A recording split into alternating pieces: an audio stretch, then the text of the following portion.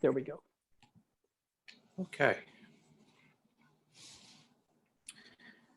Two pictures separated by, I guess, about 80 years. Oh, shoot. I'm sorry. Hold on a sec. I got the wrong. I'm ruining the surprise here. This is odd, single page. Okay.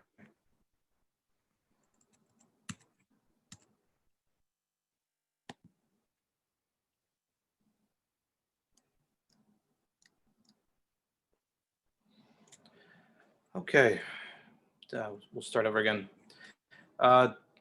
Two creative efforts separated by about 80 years, 70 years, 90 years.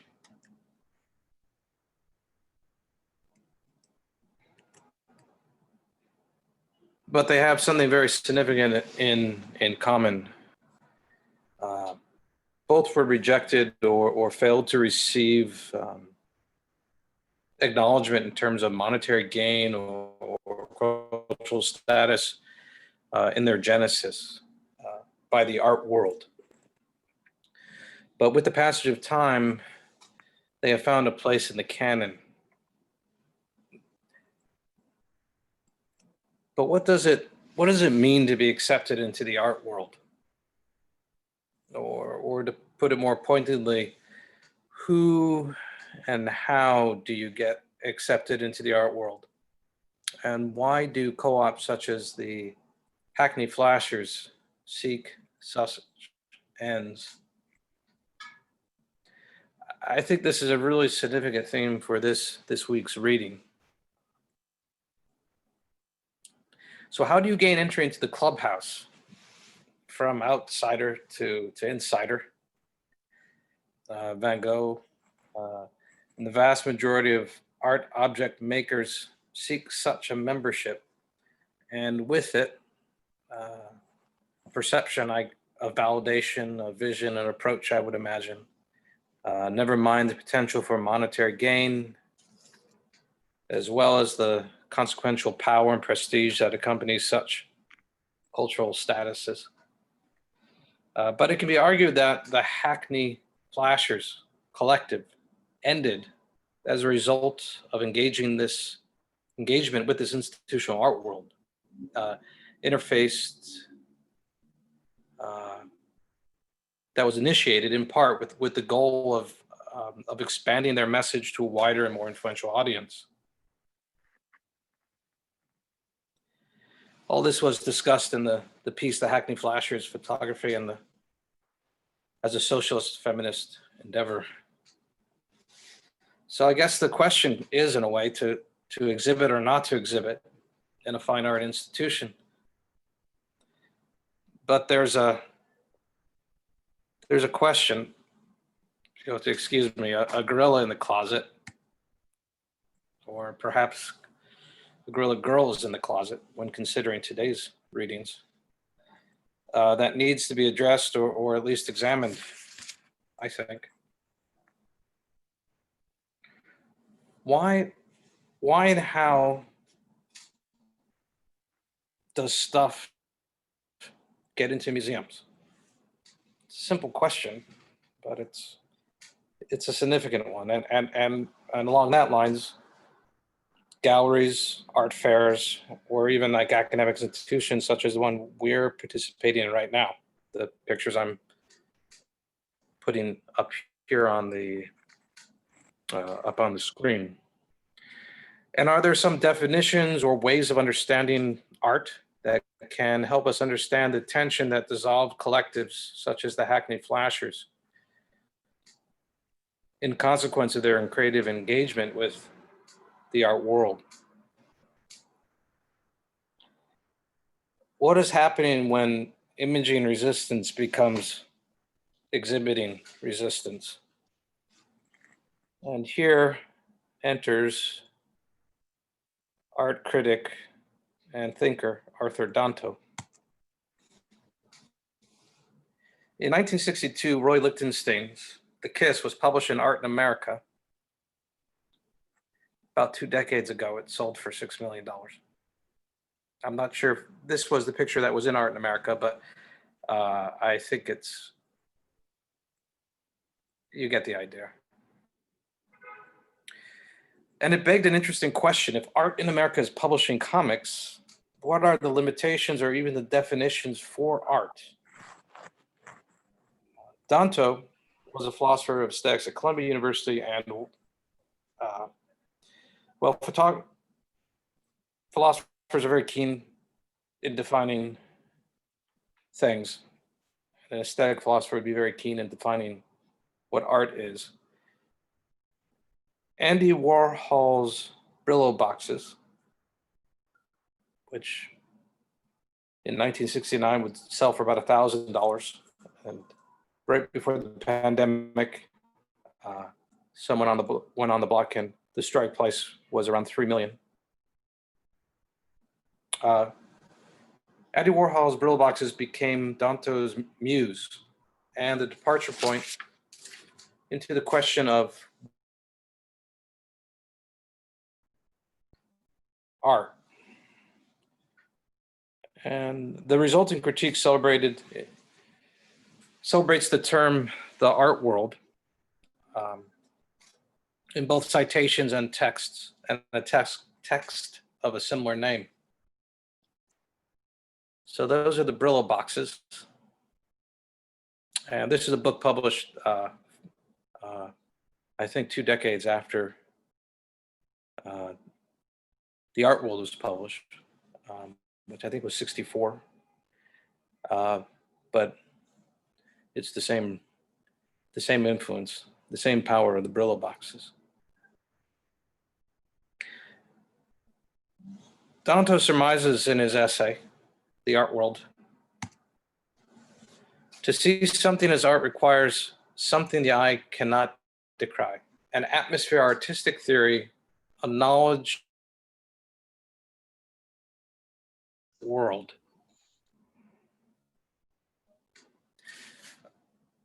He draws very much from a Hegelian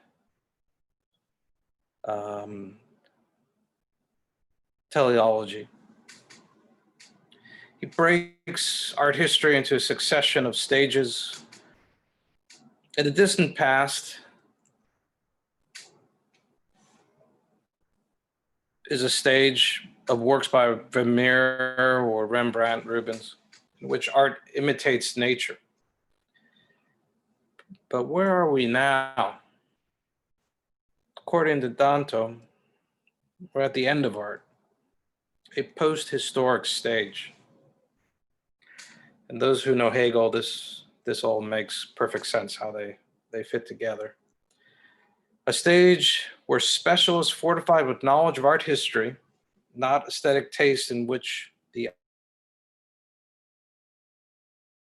and Danto's, his main argument in this essay is that in the contemporary situation, only the community of art professionals associated with a number of institutions can distinguish between art and non-art.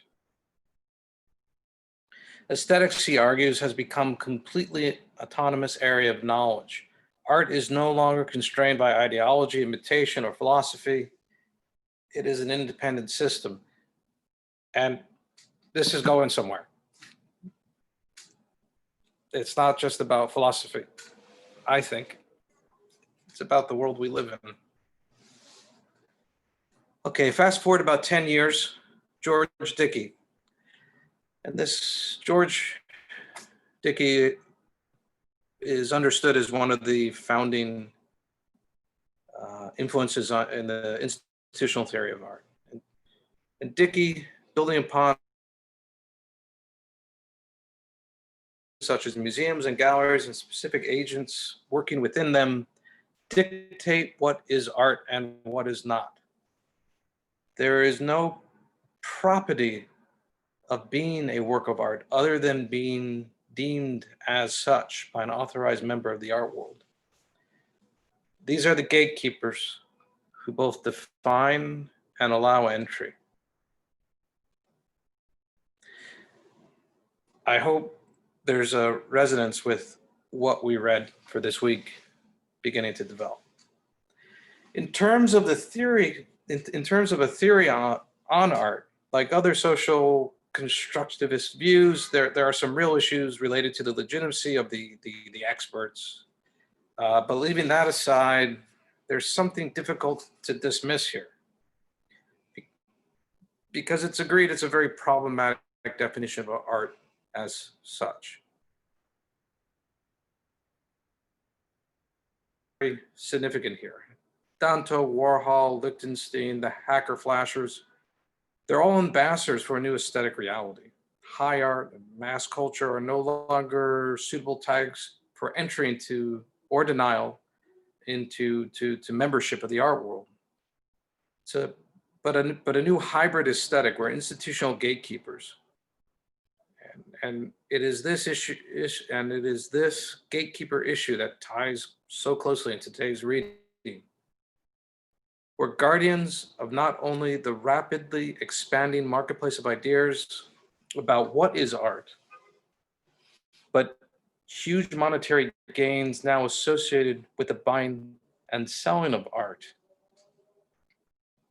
are tied directly to the institutions and the individuals who benefit most strongly from it.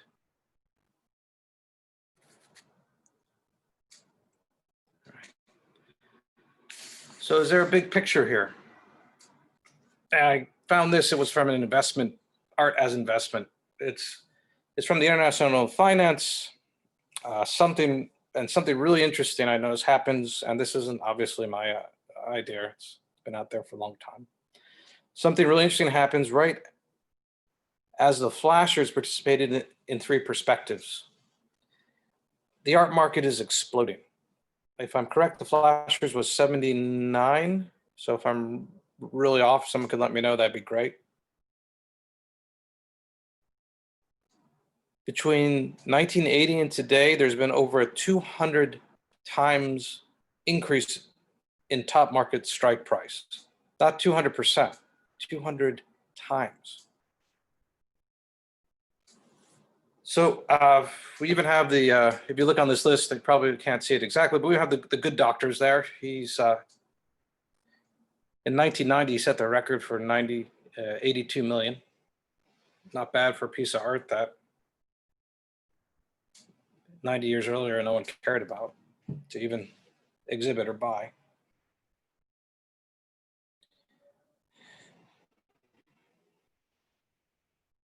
But the issue, I mean, the issue I'm trying to discuss or tease out, they, and when I say they, we are arriving at one of the central pillars, I think, of this week's reading. Literally create art from objects. Artists, we create objects, but how are these objects ever seen? How do we know they exhibit? How can I retrieve them from essentially the cultural curated internet so I can stick them up on my question is, how does this happen? Why does this happen? And I'm just going to pause for a minute just to see if there's any input out there that people want to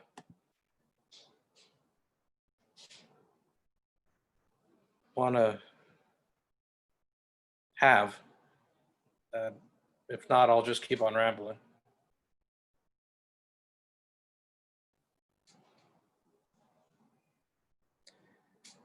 It's a complicated issue, and I'm offering just one train of thought on it. And when we're done, it'd be exciting to hear other people's perspectives, because there's a lot of ways to fry this fish. But when it comes to the question of how does it happen or why does it happen, let's do a photographic case study, as it might provide insight into the practical details of this institutional theory. Just one example of how I think you could argue has worked in the past. In 1969, 1970, an art market for photography began to form somewhat spontaneously and without institutional relationships. In New York, one gallery was a houseboat off 79th Street. And for anyone who knows anything about photography, that's highly problematic. Another was a third for walk up downtown. Yep. 5 or 6 years later, by 1976, both Christie's and Sotheby's has instituted photo auctions into their yearly calendar. So, Exhibit 1. This is our case study. Anyone know this image? Moonrise. All right. Yeah. Moon rising, Hernandez, New Mexico, 1941. Would become a frequent participant in these auctions I just discussed at Christie's and Sotheby's. Moon rising is a black and white photo taken by Ansel Adams in the late afternoon. They believe it's still debated slightly. November 1st, 41, from the shoulder of a highway on US 84 in the unincorporated community of Hernandez, New Mexico. Like some of the images that we've discussed in this class, the taking of the photo has an evolving backstory. But let's not get into it besides stating what might appear to be obvious at this point in the class. Corresponding resale value, or with the increase, I should say, of its importance and resale value. The drama that surrounded the image's genesis also became amplified. Enter Harry Loon.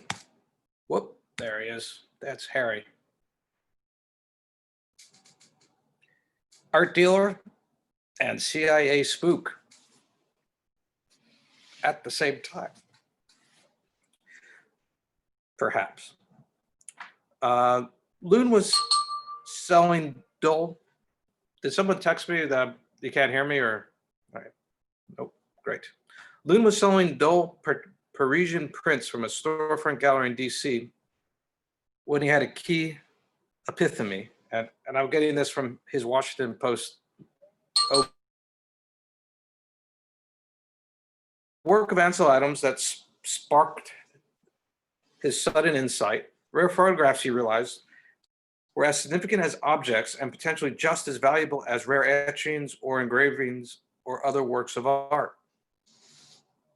So, coincidentally, between 1969 and 1980, the price of Moonrise rose unbelievably. Moonrise price increase was the work of Harry. You could have acquired this picture in 1970 for a few $100s. Loon bought around 110 of them around that time, which works out to be about 10% of the running total of the 1,000 or 100 or so Ansel Adams images he acquired or stockpiled at this remarkably discounted rate. When we examine the current.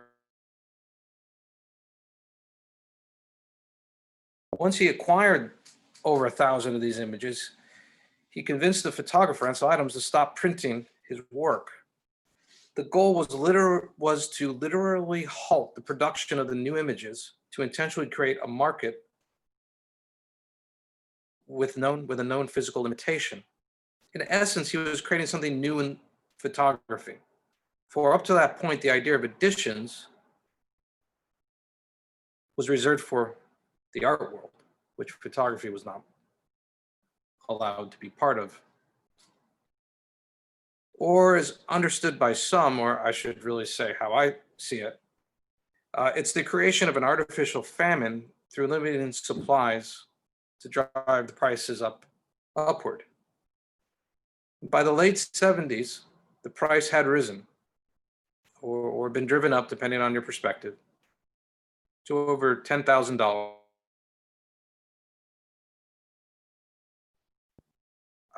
Does anyone want to guess how much this print sold for in 2006, the highest strike price? It's like 15 years ago. I don't even know what they sell for now, but just someone take a guess. 30K. How much? 30K. I mean, that's what they're for now. 600,000. Oh, Actually, wow. fantastically, 600,000, 600,000, 9,000 with plus 9,000 plus 600. Like, I don't know why someone buys something for $500,000 and they throw $600 on there for you, but I can only imagine what it's going for now. Obviously, this isn't every print of this, but that's the top of the market for the print right now. Why should prostitute the now?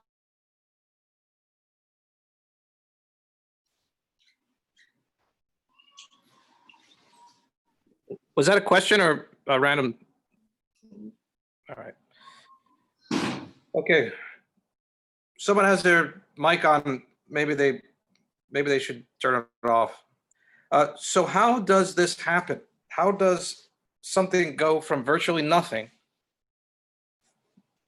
in a monetary sense and as cultural capital, something that's not even understood as art, then it rises to a price 10 or even 100,000 in a few decades, and essentially gets acquired by the most significant museums in the United States, because that's what the Boone Rising narrative is.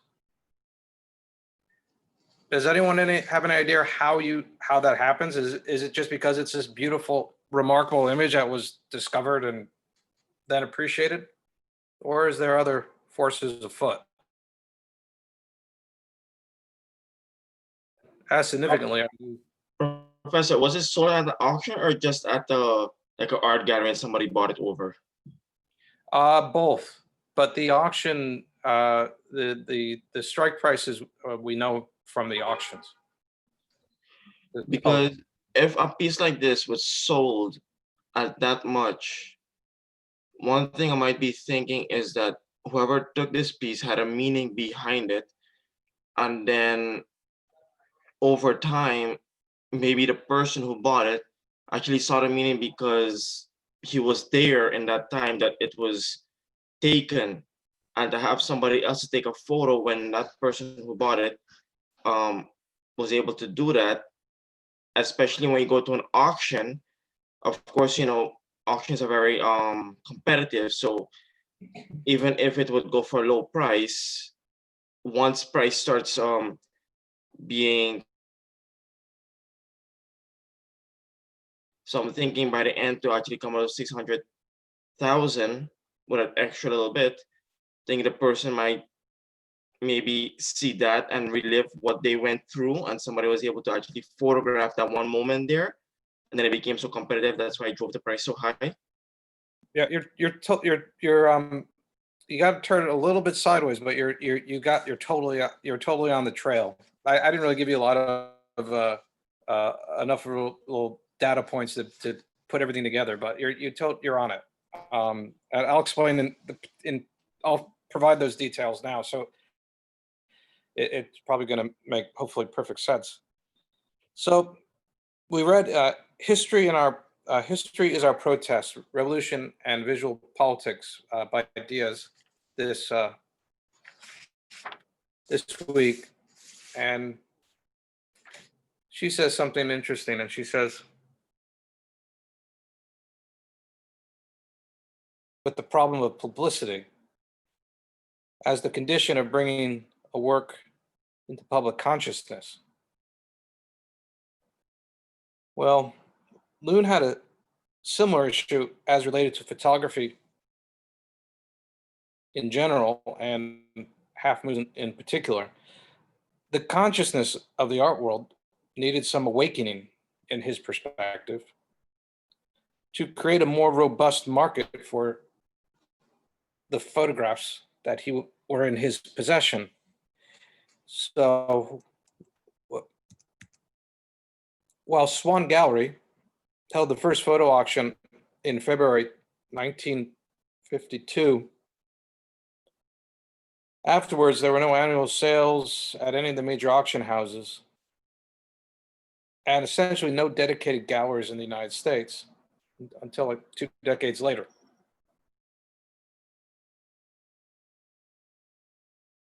Loon would use the institutional mechanisms of the time, auction houses and gallery sales, to move the product known as Moonrise to ever increasing price points. And he didn't just work this angle, this approach in the United States. It was a transnational enterprise. For example, in 1972 at Sotheby's London, it was the first photographic auction ever held by Sotheby's. A quarter of the sales went to Harry Loon. By 1976, both Christie's and Sotheby's had instituted photo auctions into their yearly calendar, in part because Harry had guaranteed them a flow of photographs, or perhaps we should call it products, to sell.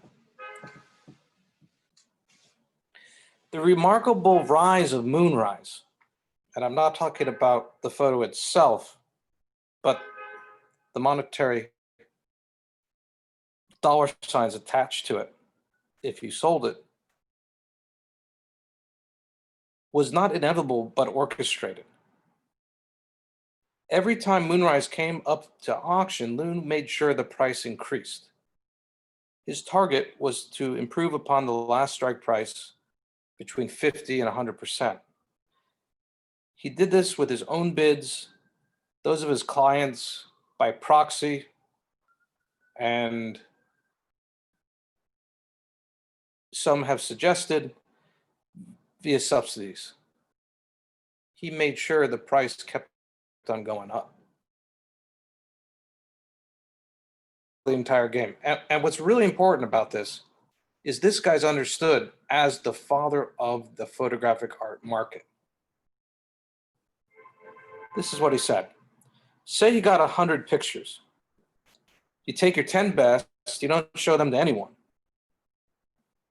and get busy creating a market with the others. Then you come out with the really great ones at marvelously enormous prices, having already created all this excitement.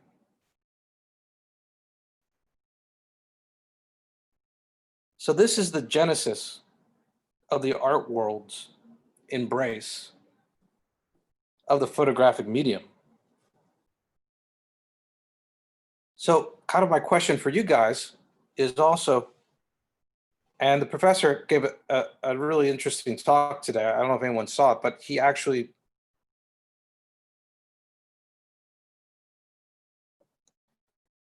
is this also the naked truth of the art world today? Thanks. All right, excellent. Yeah, that's, I have an experience before we get some Q&A, just to sort of back up what you're saying. When I was quite young, I suppose, here in New York, it might have been the 1980s. And there was an exhibition of a photographer who was considered quite popular at the time. Seems to have sort of disappeared since then. I'm trying to remember the name. But I overheard the gallery attendant, this would have been in Soho probably when the art world was still there, explaining to someone who was interested in buying one of the photographs, how after they print 4 or 5 of them, they cut the negatives into pieces. And I thought, aha, you know, here's a medium that, as Walter Benjamin pointed out, could, in a sense, be made indefinitely. You can make indefinite number of copies of this. But this is how they create scarcity, just as you pointed out, in despite the fact that the medium itself works against the possibility of scarcity. So, yeah, lots of good stuff. So let's hear from some people. You know, I mean, you're all interested in the subject of art from different perspectives. Some of you are actually thinking about maybe even being in a commercial gallery, perhaps. Some of you might even think about running a commercial gallery. What do you think when you hear this?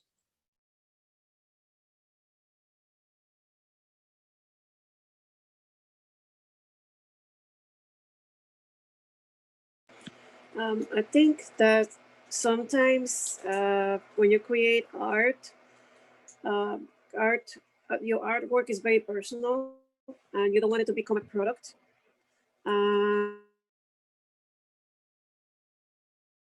It is different. It's a different experience. You want to make money from it. You want to maybe become famous. That's why you want to show it in a gallery, maybe a museum. But maybe it becomes something that's going to be profitable. Probably that picture is going to be sold to a very high price, but is that what you really want?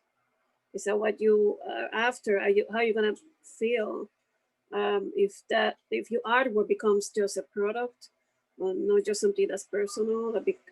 I'm just thinking about that. It's a product at the end of the day, you know. So that's a really good point, Sheila.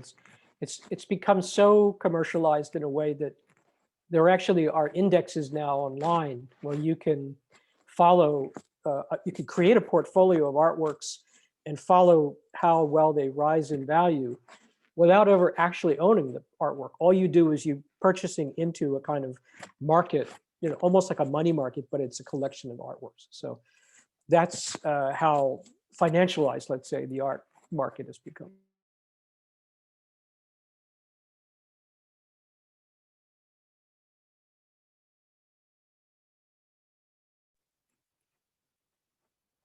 Other comments?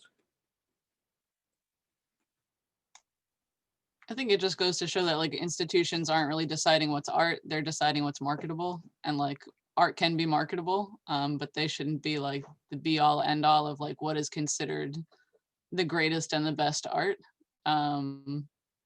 They're just choosing the art that they can. There's a whole lot of art that exists outside that system. You're absolutely right, but one of the realities which I was trying to indicate about what our culture remembers and what doesn't remember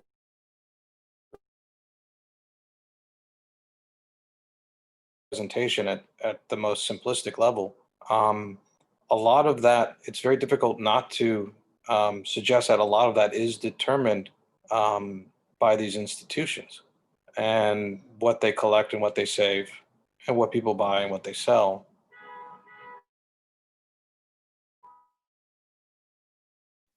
Yeah, it's Play very, now. it's very entwined. Yeah.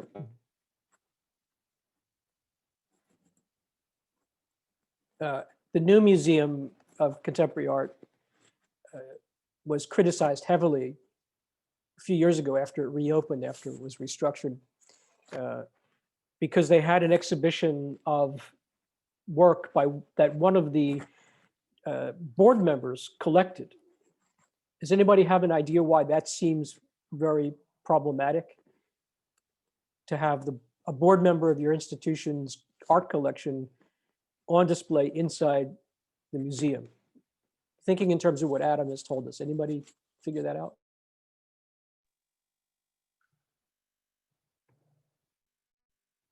I think they're creating a market for themselves. They are basically, they're creating this for the future. For, once they sell it, it's just going to have this provenance that this was in a museum, this was feature, one of the features working in a show. So it the future.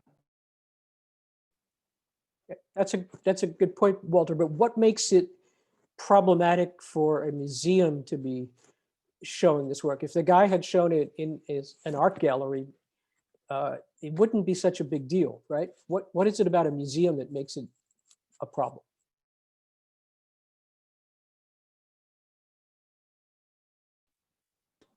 Or an important museum. Yeah. They want to suspend the illusion that they're unbiasedly choosing the best of the best versus for That's other part reasons. of it. That's a good point, but the key point is that museums are set up in the United States under what we call the 501c3 corporate model. And that is meant to be an educational institution.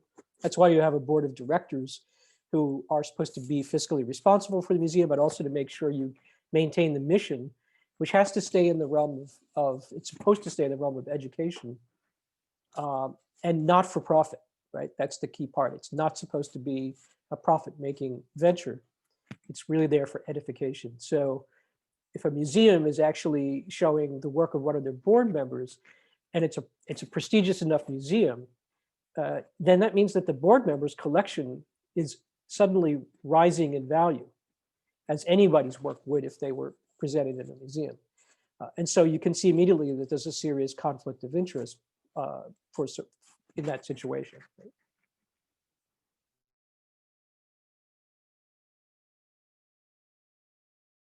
It improves its provenance.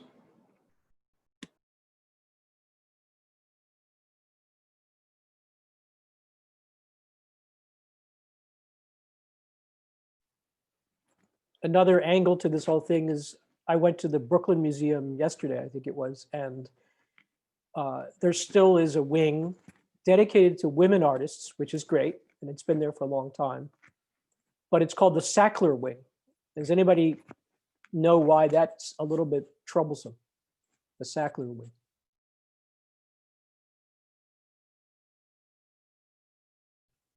They own Purdue Pharmaceutical. So a lot of artists don't think that that kind of quote unquote dirty money should be funding arts-based institutions. Exactly. This the the scandal over the opioid crisis really brought a lot of attention to the Sackler family, and the fact that even though they're not all necessarily involved directly in the pharmaceutical industry, they made their money on the pharmaceutical industry. And so the question is, then they're giving this money to an institution like the Brooklyn Museum. It's philanthropic. They get to deduct a lot of that from their taxes, of course. But what kind of gift is that? What kind of message is it saying when you go there and you see Sackler? Oh, the Sacklers, they must be great. And then you find out, of course, that they're connected to this horrific, sort of pandemic, another kind of pandemic, right?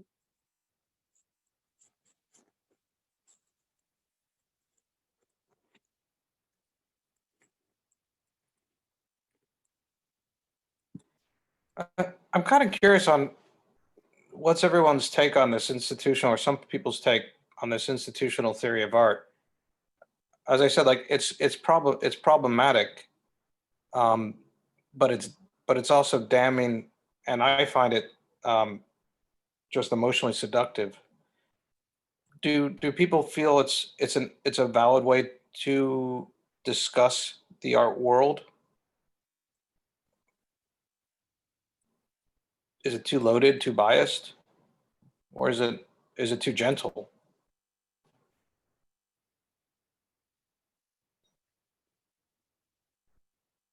It's very competitive, I think. There is a lot of competition in the art world. I think.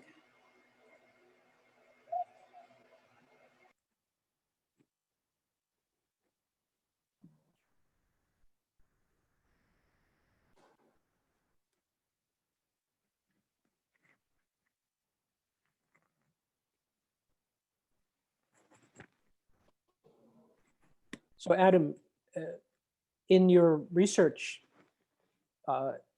would you say that this gentleman that we spoke about, who happened to be with the CIA, it doesn't sound like there was any specific connection to his being CIA, unless you came across something else that involved his particular profession, if you want to call it that.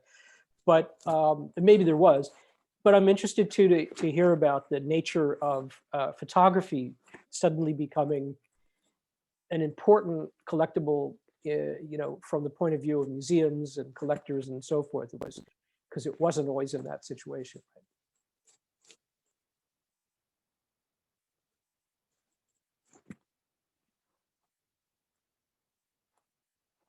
think kind of coincidentally interesting about it is that what does the CIA do?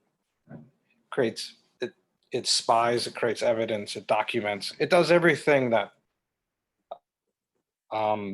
contemporary that people who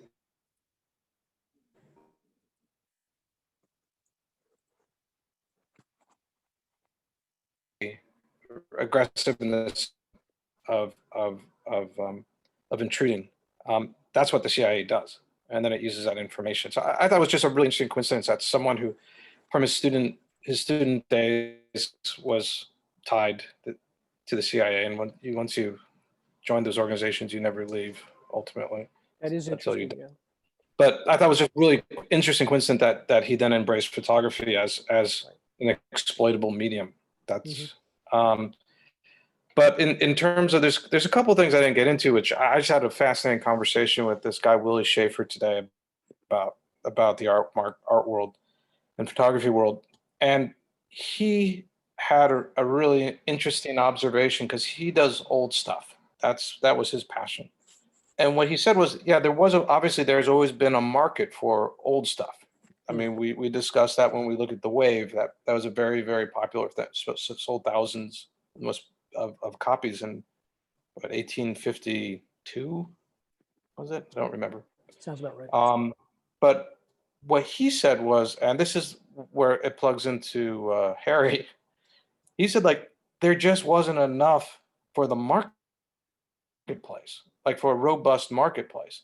So very quickly, the auctions houses, and I didn't get to flip through this Swan catalog, but very quickly it very quickly migrated to more contemporary artists because they actually they needed more stuff to sell. And just got me thinking trends in the art market in general. A lot of people understand photography as potentially kicking off paintings non-representational direction to a degree. Did photography because there wasn't enough old stuff, and they decided that there was a real market niche to exploit. Did it encourage the idea for the market makers that we needed to aggressively value younger and contemporary artists, because that way there's more material available to us to move. Interesting That was an idea speculations. Yeah, yeah. that That came could be. from the conversation. You could definitely do a PhD on that one. You know, crunching a lot of numbers. One thing that's interesting though is the kind of weird contradiction between, on the one hand, the objects have to be somewhat or very rare or rarefied, but on the other hand, as you point out, there has to be enough of them aggregate in some aggregate sense to be a kind of collectible sphere in the first place, right? So it's sort of interesting tensions between the rarity and abundance. Yeah, you need a degree of, because it's an unknown commodity as fine art. You need a certain amount of it to sort of probably gain attraction within the art world itself. If not, it's just an outline oddity. Right. Yeah, yeah. Like how do you make a new market? All right. Well, great work. Seems like everybody's a little sluggish today. I know you're probably all like, waiting for tomorrow. You can't wait to just get to bed, get up in the morning and go out and vote. Those of you who haven't finished yet, to see what happens. I have a feeling between now and the next time we meet again, a lot of water is going to go under the bridge. God knows what's world's going to be like by then. It definitely feels like something rather major will happen, no matter who gets elected and how it shakes out. Let's hope let's hope we have some possibility of a return, not necessarily to the normal, because I don't think the normal was ever very good, but to some kind of sense of civility and hope, and looking forward to a future that's really better than the present. Because right now it just feels like we're stuck in the eternal return of today. Anyway, thanks everyone. We'll cut it short tonight a little early. And yeah, let's hold our breath and see what happens. Looking forward to seeing you in the new presidential year. I mean, I hope we'll know by then. We may not. That's even possible. Okay. Have a good evening. Good to Thank you, see you Professor. all. Thank you. Good Yeah. night. Thank you, Professor. Thank you very much. Okay. And Thank you. Bye. Bye.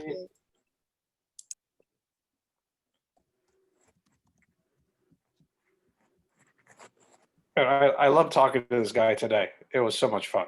You didn't record it by any chance, did you? I started talking to him and I was like, oh shoot, man. It's like, this guy is like, I should be recording. But what I said is, I think, I said it's that I have relationships, so I can call him up anytime. So I just haven't spoken to him in like 10 years. So I think I actually might, when this COVID thing blows over, get my recorder, say, dude, let's sit down for 5 hours or 4 hours, do a couple things. Because he is just like, he Yeah. started in New York in 1969. I mean, he's at the ground floor of this stuff. And it's Right. just amazing. Well, usually these kind of people don't really like to talk about the inside workings of the art world. They, because it's precisely for all the reasons you outline. It's like, we don't want to look under the hood too closely because we'll find all these kind of problems and contradictions. It sounds like he's really open to talking about it. So if he's willing to be recorded, that could be quite a significant document you create. Yeah, he's also, he did old stuff. We talked a little bit about new stuff, and he was like, I got into, like, I want nothing to do with that. And like, Okay. he's the real deal. He just sold his private collection to the Met. Not all of it. 400 images, 500 images. Wow. Of his old stuff. Like, 6-year deal. They came over, they picked through, discussed what they. I mean, he was like the bidder. I didn't even know this. He was like the bidder for the National Gallery. He was their private bidder. So it was really fun. That's really great. Yeah. I'm glad I remembered I had that contact, because I was searching on the internet. Like, it's like I kept on for like an hour. I remembered I saw that little sentence about 1975 and 2 galleries, and there was this guy who drove up prices, and I couldn't find the friggin' thing again. And I was like, shoot, why don't I call Skip? Because if I call Skip, Skip will tell me, Willie's number, and because he doesn't answer his phone, he goes, I don't have his mobile number, so he never. So Yeah. I talked to him. It was like outside the bank. No, post office. Anyways, I took a slightly different approach this time. I realized that I've been trying to kind of like wing it with like a outline notes, and I got better, but I was like, this isn't like if I go totally cold into something, I can sometimes just totally wing it. It works out just fine. But if I know something, it just doesn't go smoothly. So this time I actually wrote the entire thing out. I don't know if it felt that way when I did it. I already actually commented on it in an email. I thought it was really good. I thought you paced yourself really well and you built the argument really well. Yeah, absolutely, completely different than previously. Much more sort of like, okay, well, here's the point. I just wish we were in a classroom situation where the students would be more, I think they'd be more inclined to actually get into a conversation. I feel like the Zoom lets them kind of like retreat a little bit into their own world, Yeah, I don't know what's up.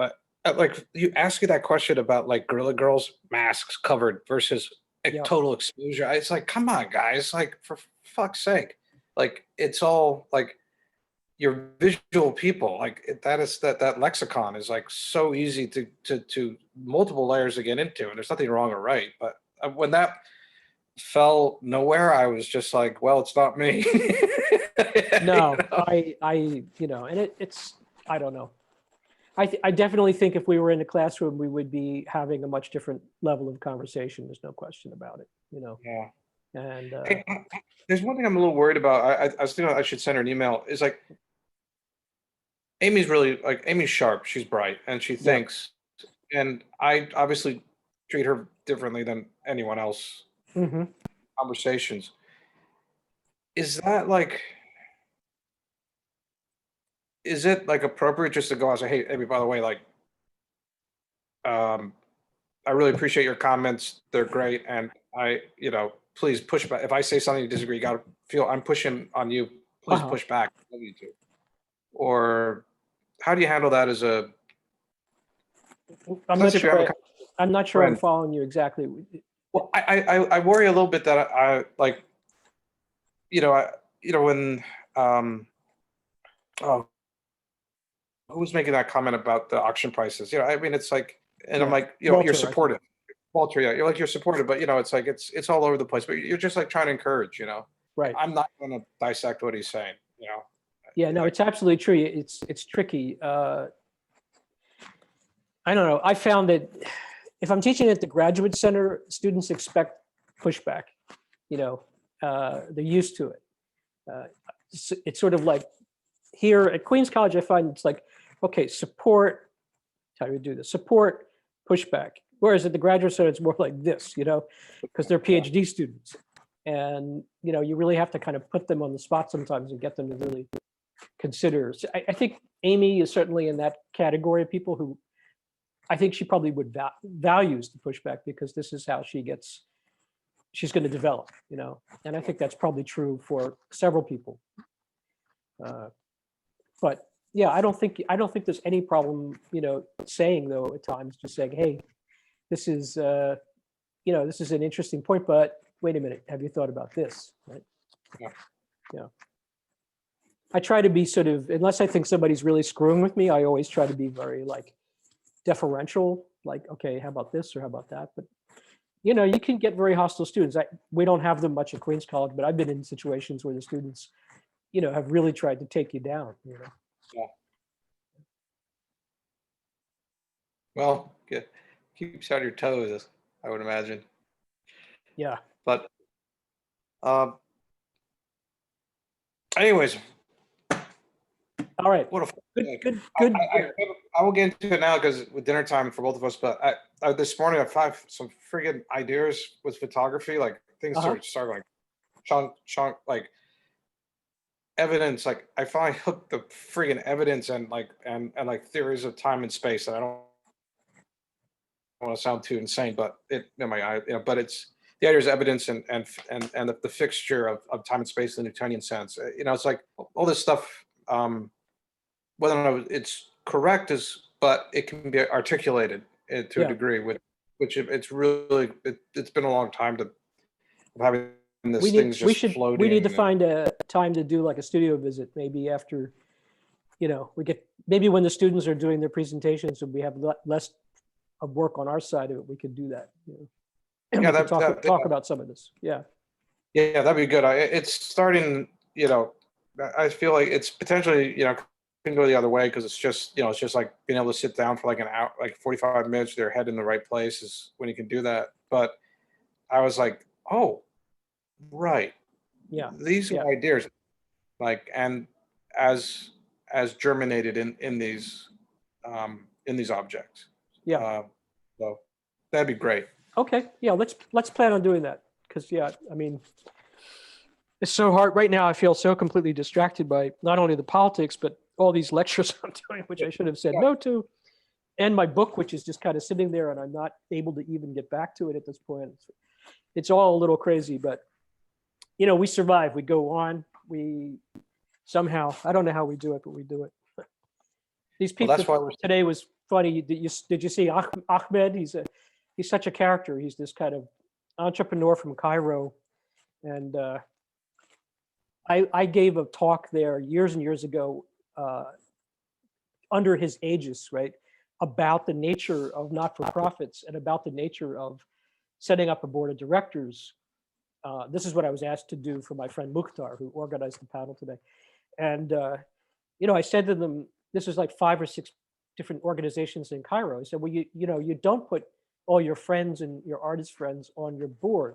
You put people in your board that actually help the institution when it's, and they all looked at me like, what are you talking about? Like this is what you want to be at a board meeting with people you don't like? Yeah, exactly.